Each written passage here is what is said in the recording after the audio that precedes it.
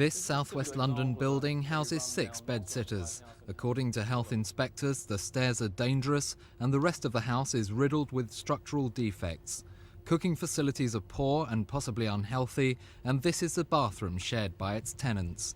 Environmental health officers from local authorities are empowered to force landlords into making repairs, but today's report by the Audit Commission says they're simply not doing the job. Many authorities didn't know how many bedsits fell within their areas. It's estimated that 1.2 million Londoners live in bedsitters. Up to half are living in accommodation which doesn't reach health and safety requirements. It's an embarrassment and it's also appalling. I'm very ashamed to bring friends to the house. Well, in fact, I've never brought my parents here. I'd like my mother to see the state of the building. There are as many houses which are unfit for human habitation now as there were 15 or 20 years ago.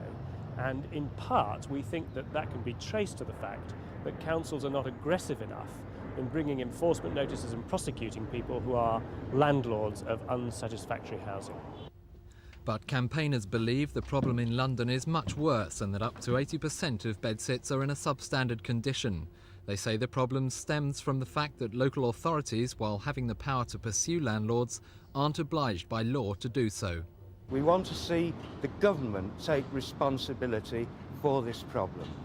They have known for years about these conditions and they've done next to nothing to improve the law and the resources. Meanwhile, the environmental health officers currently holding their annual conference in Brighton say the report has unfairly criticised them and ignored what they say is a wide range of duties. In the report there are 41 recommendations, and we as an institution accept all 41 of those recommendations unreservedly.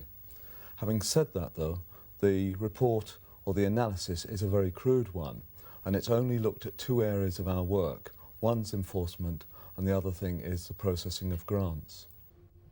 According to the report, it would take up to 20 years to make the necessary improvements in London's bedsits. The government says it's reviewing the improvement grant system to try and alleviate the situation. But for 500,000 tenants of London's bedsitter land, those improvements can't come soon enough. This is John Dowden for Thames News.